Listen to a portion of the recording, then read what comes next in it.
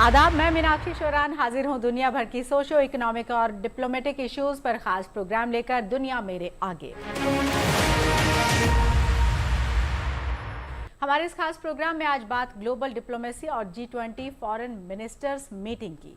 हाल ही में दिल्ली में G20 nation के फॉरेन मिनिस्टर्स की मीटिंग ऑर्गेनाइज की गई है और ख़ास बात यह है कि ये मीटिंग ऐसे टाइम में ऑर्गेनाइज की गई है जब पूरी दुनिया के नेशन मल्टी डायमेंशनल चैलेंजेस का सामना कर रहे हैं। चैलेंजेस की बात करें तो सस्टेनेबल डेवलपमेंट के गोल से लेकर climate change, pollution, biodiversity loss, economic slowdown और अनइवन पेंडेमिक रिकवरी को हम इसमें शामिल कर सकते हैं। ऐसे में समझने वाली बात यह है कि G20 नेशंस के फॉरेन मिनिस्टर्स की सक्सेसफुल मीटिंग का दुनिया के लिए संदेश क्या है, क्या मैसेज है, और ऐसे ही टाइम में हर तरह के चैलेंजेस को फेस करते हुए भारत दुनिया के मंजरनामे पर कितना मजबूत होकर उभरा है। इसी पर बात करने के लिए हमारे साथ स्टूडियो में तीन खास मेहमान हमारे साथ मौजूद हैं। एम्बेसडर KP फेबियन हमारे साथ हैं। Sir, welcome to the studio. MP IDSA में senior research associate doctor Rajeev Nayan ji हमारे साथ मौजूद हैं। Sir, welcome. और JNU में इंटरनेशनल स्टडीज़ में assistant professor doctor Anshu Joshi हमारे साथ मौजूद हैं। Ma'am, welcome to the studio. आप तीनों का ही हम वेलकम करते हैं और शुरुआत KP फेबियन जी मैं आपसे करना चाहती हूँ। How important is this meeting and because all foreign ministers are meeting, so they are representing their country like as foreign minister, and we know the importance of G20 and this summit, and so how will you explain that why this meeting is so important? Well, the meeting is important for more than one reason.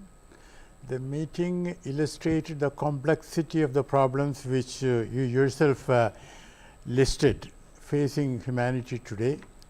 And what is also I found interesting is that India has become, in a manner of speaking, the diplomatic capital. Because the Canadians were telling me that their foreign minister was here 3 times in 40 days. And they also told me that 15 ministers, well, my interlocutor was saying 15 or 16 ministers were coming. Quite a few premiers. You know, in Canada, the provinces are headed by premiers, not chief, what we call chief minister here. So there is a lot of traffic. And what is also important is that India is highlighting the problems of the global south. India is not treating this as an opportunity to gain anything for India per se. India is treating it as an opportunity for highlighting the problems of the global south, and also for tackling some of the major problems. Right. Now obviously these problems are not that easily tackled. It will take time, but what is important is that India is giving the right leadership signals, and so let us see. I mean, it's a it's a drama which is still being unfolding, Right. So let us see. ठीक है। और राजीव नयन जी, आपसे भी मैं ये समझना चाहूँगी, जैसे KP फेबियन सर ने कहा कि एक तरीके से जो राइट सिग्नल्स हैं वो दिए जा रहे हैं और डायरेक्शन हमारी बहुत हम कह सकते हैं कि राइट है, और उसके कई कारण हैं। तो वही कारण मैं आपसे समझना चाहूँगी कि क्योंकि फॉरेन मिनिस्टर जब आ रहा है तो ऑब्वियसली जो बेस है, जो कोर है, वो G20 है, लेकिन हम उसमें बहुत सारी और भी चीज़ें हैं जो इसके इतर देख सकते हैं और समझ सकते हैं। देखिए, जब G20 का निर्माण हुआ करीब 2008 के आर्थिक संकट के समय, और उसके पहले उनकी जिसका प्रादुर्भाव हुआ, इवॉल्व हुआ, और उनके फाइनेंस मिनिस्टर्स और सेंट्रल बैंक गवर्नर्स के थ्रू वो जो एंड ऑफ लास्ट सेंचुरी जिसका शुरुआत हुई थी और चलते रही है, तो उसमें एक नई दुनिया की सोच हुई है। एक नई दुनिया के लिए कूटनीति का एक सोच आई इसमें, एक जो कि शीत युद्ध के पश्चात का वो विश्व था, साथ ही साथ जो 20वीं सदी का अंत होता रहा था, उस समय में जो समस्याएं थी वो भी आपके ऊपर थी, लेकिन 21वीं सदी में जो जटिल समस्याएं जिसका कि आपने अभी इशारा किया, काफ़ी आपने बताया, उन सारी समस्याओं को कैसे हम विश्व भर के जो उदयमान और जो स्थापित अर्थव्यवस्थाएं हैं या कहें देश हैं उसे करेंगे। देखिए, नाम तो इनका G20 है, लेकिन इसमें G19 है प्लस एक यूरोपियन यूनियन है जिसमें कई देश होते हैं और उनके मिला के करीब करीब 44 देशों का ये प्रतिनिधित्व G20 करती है। तो ये इसका बड़ा महत्वपूर्ण है। इसमें देखिए कोई भी जो एक ट्रेडिशनल जो डिवाइड था उस डिवाइड को पाटने की कोशिश की गई है और इसका फोकस जो है वह अर्थव्यवस्था भले ही हो लेकिन उन अर्थव्यवस्थाओं को प्रभावित करने वाले जितने तत्व हो सकते हैं चाहे वह सुरक्षा के तत्व हो। 2001 में जब 9/11 के बाद बड़ी कस के चर्चा चली थी क्या सुरक्षा को लाया जाए इसके अंदर या ना, नहीं भारत में होने वाला था समिट लेकिन संभव नहीं हो पाया भारत में और एक कनाडा में किया गया था इसे, उसके बाद भारत में आया था। तो उसमें था फॉरेन फाइनेंस मिनिस्टर्स और बैंक के गवर्नर्स का, सेंट्रल बैंक के गवर्नर्स का। तो एक रही है एक कसा जिसे कहते हैं एक संघर्ष चलते रहा है कि हम कहाँ पर केवल आर्थिक और इन्वेस्टमेंट को ही किस तरह केंद्रित करें या बाकी समस्याओं को भी छुए। तो अभी देखिए अभी जो सबसे बड़ी समस्या जिसके चलते विश्व परेशान है उसमें दो मैं जोड़ना चाहूंगा। एक तो हम सब जानते हैं यूक्रेन रूस का जो अभी संघर्ष चल रहा है और दूसरा विश्व जो अभी बताया पैंडेमिक से भी उभर कर, आपने भी बताया कि उभर कर आ रहा है। अब मुख्यतः ये इन दोनों समस्याओं से अब कैसे निपटा जाए। तो इस जो हमारा जो G20 बाकी है समस्याएं चल रही जैसे बताया शीत युद्ध के पश्चात के विश्व को समस्याओं को लिए हुए हैं लेकिन ये सबसे ज्यादा अभी चुनौती दे रही है जिसके चलते कि फाइनल कम्युनिके पर भी सहमति नहीं बन पाई थी। तो ये सहमति बनानी एक चुनौती है।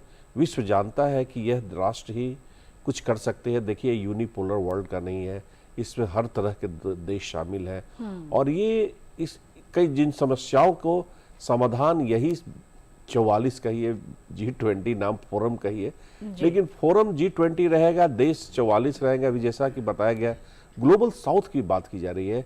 हमारे यहाँ अभी चर्चा चली थी हमारे संस्थान में कि हम साउथ एशिया के जो देश में केवल भारत ही प्रतिनिधित्व कर रहा है G20 में, तो हम साउथ एशिया के देशों की भी जो उनकी समस्याएं हैं उनके जो हित है उससे भी हम आगे रखेंगे।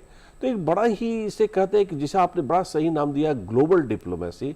तो एक तरह से भारत एक इसे चरितार्थ करने के लिए काफी कुछ संकल्पित है और हमें लगता है कि हमारे प्रधानमंत्री श्री नरेंद्र भाई मोदी के नेतृत्व में समस्याएं जो आ रही हैं आते रहेंगी, उसका समाधान करेंगे। बिल्कुल बिल्कुल। और प्रोफेसर डॉक्टर अंशु जोशी हमारे साथ हैं, उनसे हम ये जानना चाहेंगे क्योंकि बेसिकली जैसे राजीव नयन जी ने भी कहा और हम भी जानते हैं इकोनॉमिक लिहाज से अगर हम समझे तो इसको कहीं ज़्यादा एक तरह से विस्तार देने की और इस पर बात करने की बात थी, लेकिन अब हम जानते हैं कि प्रेसिडेंसी हमारे पास है और इसकी जो डिज़ाइनिंग हो रही है और जो मीटिंग्स जिस तरीके से शेड्यूल हो रही हैं उसमें हम काफ़ी कुछ आउटकम्स आने से पहले ही एक तरह से हम इंश्योर कर सकते हैं या उनका हम एहसास कर सकते हैं कि हाँ हम किस डायरेक्शन में जा रहे हैं। तो उस हवाले से क्योंकि डिप्लोमेसी बहुत इम्पॉर्टेंट है किसी भी नेशन के लिए और हमारी डिप्लोमेसी वैसे भी बहुत जिसके हम ये कह सकते हैं कि न्यूट्रल रहते हुए हम जिस तरीके से डिप्लोमेटिकली ख़ासतौर से अभी जिस तरीके से हम फार अहेड जा रहे हैं उस सब को लेकर और इस स्पेसिफिक मीटिंग को लेकर आप क्या बताएंगे मैम? जब हम वैश्विक कूटनीति या ग्लोबल डिप्लोमेसी की नज़र से देखते हैं तो एक बड़ा बदलाव हमारी अपनी विदेश नीति में पिछले कुछ सालों में हमने होते हुए देखा है, जिसको हमारे माननीय प्रधानमंत्री श्री मोदी और हमारे विदेश मंत्री श्री जयशंकर अपने अलग अलग उद्बोधनों में अपने अलग अलग स्टेटमेंट्स में कहते आए हैं। वे कहते हैं हम न्यूट्रल हैं लेकिन हम नॉन अलाइंड नहीं हैं। हम अपने नेशनल इंटरेस्ट्स को सेंटर में रखते हुए हर वो ग्रुप, हर वो लॉबी जो एक ग्लोबल पॉजिटिव एजेंडे पर काम कर रही हो, हम उसके साथ मजबूती से खड़े हुए हैं और एक डायनामिक, इंक्लूसिव और पॉजिटिव फॉरेन पॉलिसी के साथ अपनी सॉफ्ट पावर की शक्ति को लेते हुए हम निरंतर आगे बढ़ते जा रहे हैं। तो जब हम ग्लोबल वर्ल्ड ऑर्डर में देखते हैं तो इंडिया को, भारत को आज की तारीख में न सिर्फ एक इमर्जिंग पावर या ग्लोबल साउथ की एक मजबूत आवाज के रूप में पहचाना जा रहा है। भारत ने जो अपनी नई पहचान बनाई है वो ये बनाई है कि अभी तक जो पावरफुल नेशंस का ग्लोबल नॉर्थ और विकासशील या इमर्जिंग इकोनॉमीज या अविकसित देशों का ग्लोबल साउथ, इन दो ध्रुवों में, इन दो पोल्स में जो दुनिया बटी हुई थी, भारत आज अपनी डायनामिक फॉरेन पॉलिसी के साथ, अपनी डिप्लोमेसी के साथ उसको पाटने का काम एक पुल की तरह, एक ब्रिज की तरह कर रहा है। और ये एक बहुत बड़ा बदलाव हमारी अपनी फॉरेन पॉलिसी में भी आया है। तो पिछले साल, एक एग्जांपल दूंगी, पिछले साल राइसीना डायलॉग में यूरोपियन यूनियन की हेड उर्सुला वॉन आई थी। उन्होंने रशिया यूक्रेन वॉर तब शुरू हुआ था, उन्होंने भारत को खुले मन से चेतावनी दी कि भारत रशिया से ऑयल एंड गैस खरीदना बंद कर दे, क्योंकि वे पश्चिमी खेमे का नेतृत्व कर रही थी। लेकिन हमारे विदेश मंत्री ने साफ तौर पर कहा कि भारत अपने राष्ट्रीय हित को, अपने नेशनल इंटरेस्ट को सेंटर में रखते हुए डिसीजंस लेगा और ऑटोनॉमी का प्रयोग करते हुए डिसीजंस लेगा। वो किसी ग्रुप की, किसी देश की बात नहीं सुनेगा। लेकिन जहां तक बात आई ग्लोबल एजेंडा पर, सस्टेनेबल डेवलपमेंट गोल्स पर काम करने की, तो यहां भारत पूरी दुनिया को एक साथ लेकर के चल रहा है। तो G20 का जो ये एक प्लेटफॉर्म हमें मिला है, जिसकी हमने प्रेसिडेंसी ली है, बाली इंडोनेशिया में इसके पिछले समिट में जब हमारे प्रधानमंत्री बोले तो क्या खूब बोले। उन्होंने कहा कि भाई अगले साल जब भारत में ये समिट होगा, भारत जब इसको होस्ट करेगा, तो हम महात्मा बुद्ध और महात्मा गांधी की और गौतम बुद्ध की हम धरती पर इकट्ठे होंगे, और वहां पर हम जो दुनिया की बहुत सारी समस्याएं हैं जो कोविड-19 के बाद आई, जो रशिया यूक्रेन वॉर से जुड़ी हुई हैं, हम इसके कॉम्प्रिहेंसिव सॉल्यूशंस खोजेंगे। और उन्होंने एक बहुत बढ़िया काम ये किया कि अपनी अध्यक्षता में जो हम G20 होस्ट कर रहे हैं, उसमें हमने 16 सेक्टर्स निर्धारित कर दिए हैं। तो एग्रीकल्चर हो, टूरिज्म हो, विमेन एम्पावरमेंट हो, लाइफ हो, क्लाइमेट चेंज कंटेनमेंट हो, इस प्रकार की स्किल डेवलपमेंट हो, यूथ एम्पावरमेंट हो, हमने इस प्रकार के 16 सेक्टर्स में जो ऑब्जेक्टिव्स हैं G20 के, उनको हमने कैटेगराइज कर दिया है। और अब इसको इकोनॉमिक कोलैबोरेशन से जोड़ते हुए हम साथ में आगे बढ़ने की बात कर रहे हैं। और ये एक बहुत बड़ा बदलाव या एक बहुत बड़ा नया चैप्टर मैं G20 की किताब में खुलते हुए देख रही हूं। जो एक हम वर्ल्ड ऑर्डर की, वर्ल्ड पॉलिटिक्स की दृष्टि से देखें, इंटरनेशनल रिलेशंस की दृष्टि से देखें, तो एक बड़ा ही पॉजिटिव चेंज मुझे नजर आता है। जी बिल्कुल, और उस पॉजिटिव चेंज की हम और भी बात करेंगे। और केपी फेबियन सर, जो मैं आपसे समझना चाहूँगी, बिकॉज हम आपको पढ़ते रहे हैं, ख़ासतौर से जो डिप्लोमेसी को लेकर आपने लिखा है उसको हम पढ़ते रहे हैं, इसके बारे में मैं जानना चाहती हूँ। और ख़ासतौर से मैं इंडियन फॉरेन पॉलिसी के बारे में जानना चाहती हूँ, क्योंकि आजकल अगर हम देखें तो उसकी चर्चा बहुत है। हिमसेल्फ अगर हम बात करें हमारे फॉरेन मिनिस्टर की, उनकी बहुत चर्चा है, वो जिस तरीके से अपफ्रंट होकर चीज़ों को बोल रहे हैं। लेकिन बावजूद उसके भी अगर हम ग्लोबली इसको मैं आपसे समझना चाहूँ कि ग्लोबल फॉरेन पॉलिसी के हवाले से और हमारा जो इंडियन फॉरेन पॉलिसी है, इनका जो कनेक्ट है, ये कितना स्मूथ है और इसकी फंक्शनिंग जितनी बेहतर हो रही है, इसके जो फिर आगे हम पॉजिटिव रिजल्ट्स देखेंगे, वो क्या कैसे बताएंगे आप? Thank you. If I may speak in English? Yeah, please. Sure, sir. Thank you. Thank you.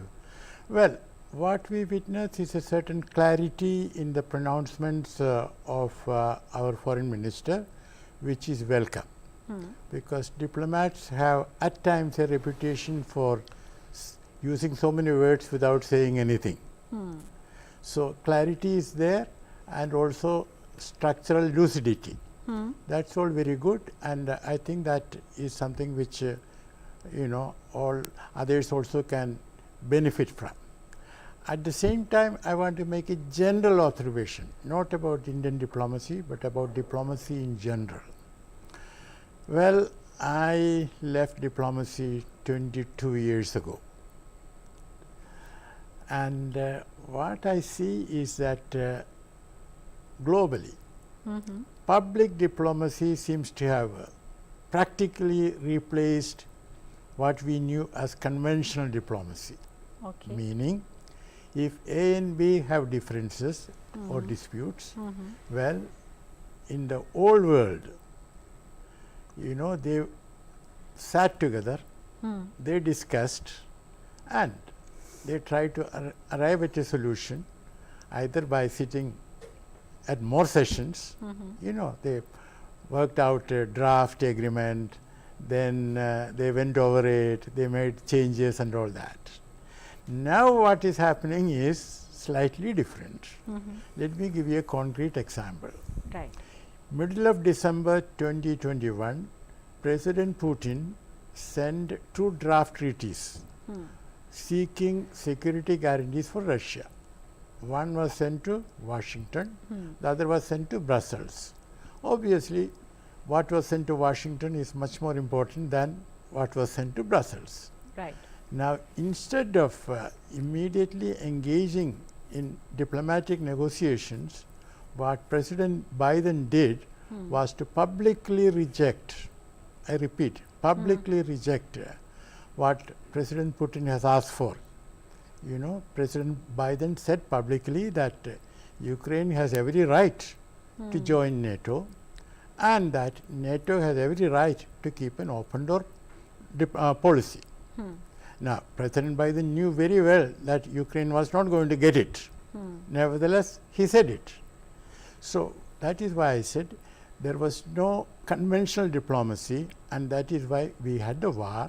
And I want to make one more point, and that is that what we are witnessing in 2022 has a parallel in 1962, October, the Cuban Missiles Crisis.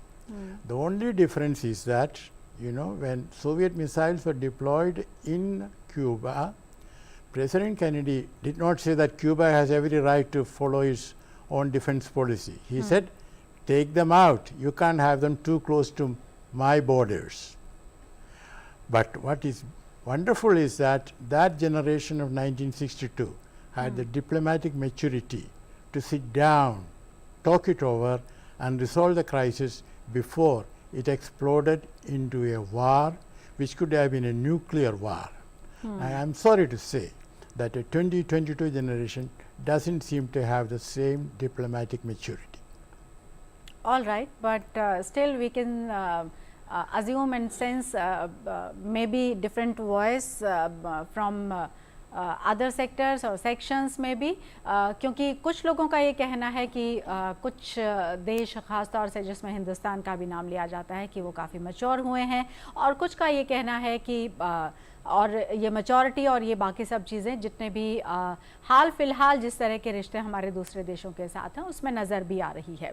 क्योंकि Anshu ma'am आप बात कर रहे थे diplomacy और foreign policy और इन सब की, तो थोड़ा सा उसी का एक्सटेंशन मैं आपसे चाहूँगी, क्योंकि आज हम जिस सिनेरियो में हैं, हम ये कहते हैं कि ना सिर्फ हम 5 ट्रिलियन की इकोनॉमी होने जा रहे हैं या हैं उस लिहाज से देखें तो, बल्कि हमारे जो बायलैटरल या मल्टीलेटरल रिलेशंस हैं वो भी काफ़ी स्ट्रेंथन हो रहे हैं। तो उस हवाले से अगर मैं आपसे समझूं कि ये जो एक प्लेटफॉर्म है प्रेसिडेंसी के तहत जो हमको मिला है G20 की, यहाँ पर हमारे टेक अवेज क्या हो सकते हैं एज नेशन?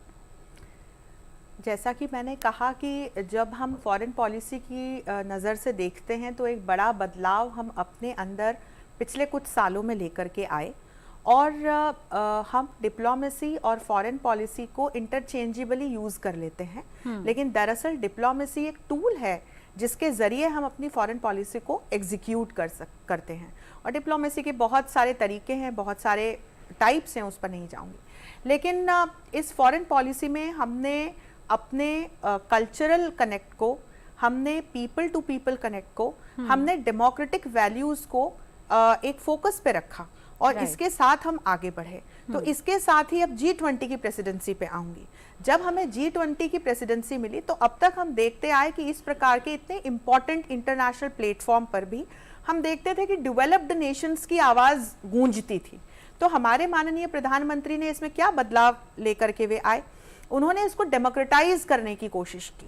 उन्होंने इसमें ग्लोबल साउथ की एक आवाज़ बनके इस बात का एक मैसेज दिया कि सभी को साथ में मिलकर काम करना चाहिए, कोलैबोरेट करना चाहिए, अपॉर्चुनिटीज़ ढूंढनी चाहिए, और जो प्रॉब्लम्स हैं उसके कॉम्प्रहेंसिव सस्टेनेबल सॉल्यूशंस हमें खोजने चाहिए। तो G20 के प्लेटफॉर्म से जब हम देखते हैं, और इसका एक एसेंस, इसका एक फ्लेवर इकोनॉमिक रहा है, तो बहुत सारी संभावनाएं, बहुत सारी अपॉर्चुनिटीज़ हमें अपने सामने दिखाई देती हैं। और कल ही का उदाहरण दूंगी कि कल भारत और ऑस्ट्रेलिया की शिखर वार्ता हुई, और बहुत सारे ऐसे डोमेन्स खोजे गए जिसमें भारत और ऑस्ट्रेलिया अब अपनी बायलैटरल रिलेशंस को आगे बढ़ाते हुए स्ट्रेटेजिक पार्टनर्स की तरह काम करेंगे। क्योंकि चाहे क्वाड हो या UN हो या G20 हो, भारत और ऑस्ट्रेलिया जैसे देश आज बहुत सारे सस्टेनेबल डेवलपमेंट गोल्स को अपना एक बड़ा कंट्रीब्यूशन दे रहे हैं, चाहे वो क्लाइमेट चेंज कंटेनमेंट हो या टेररिज्म के खिलाफ लड़ाई हो या इंडो पैसिफिक रीजन को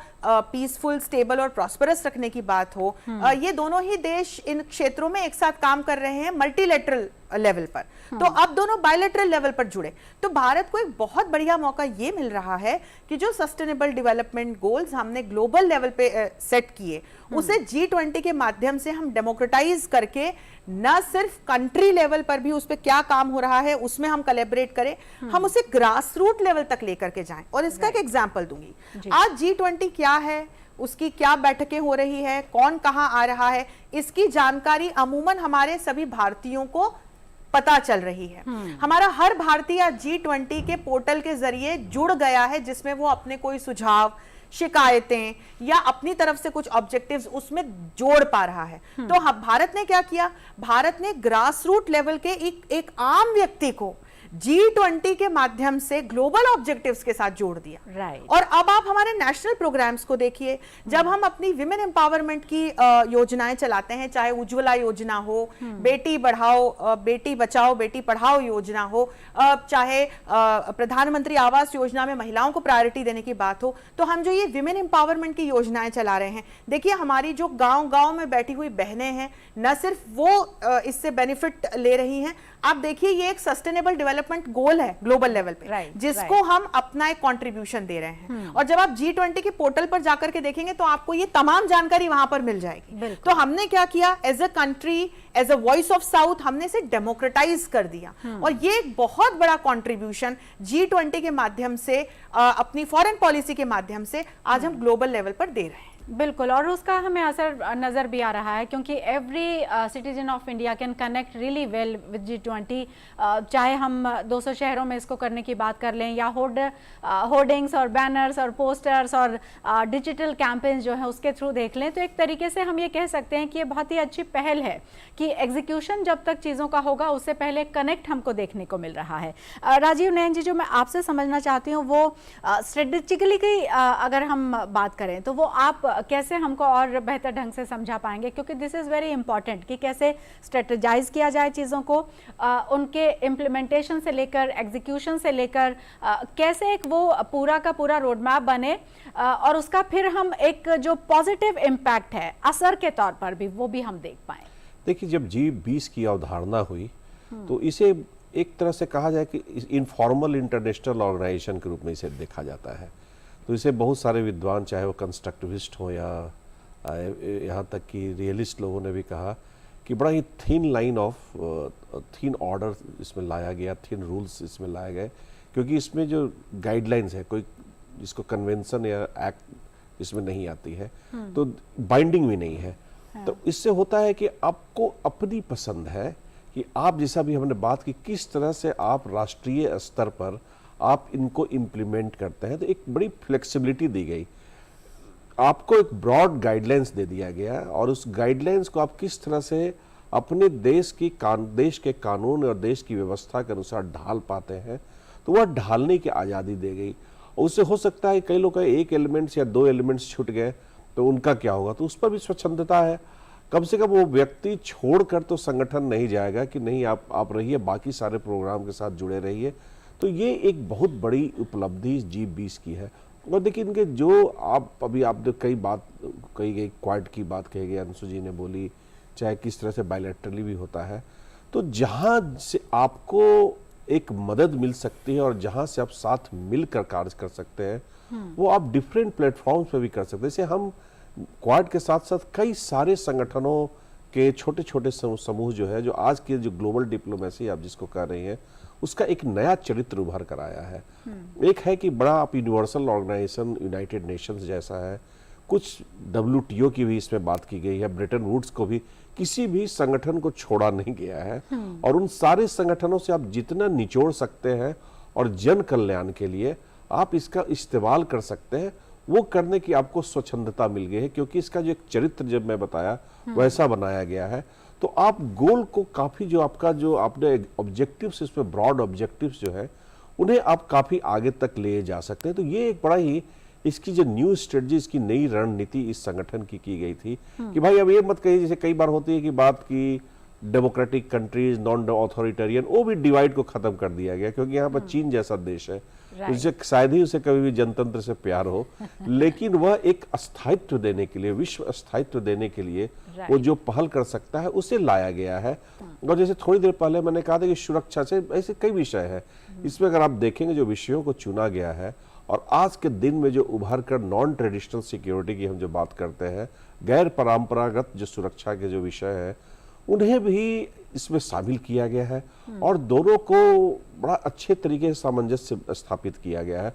और अब जो अभी आपने जिस बात फॉरेन मिनिस्टर्स मीटिंग की और उसमें से 2 पैराग्राफ जो है 3 और 4 नंबर उसे लिए गए थे बाली के कम्युनिके से, डिक्लेरेशन से, उसमें बड़ा स्पष्ट रूप से कहा गया है कि यह सुरक्षा या स्ट्रेटेजिक सामरिक संस्था नहीं है, लेकिन इनका असर अगर आर्थिक विकास पर, आर्थिक व्यवस्था पर होगा तो हम उसे इसका हम पहल करेंगे, हम इसके बारे में एक ध्यान देंगे।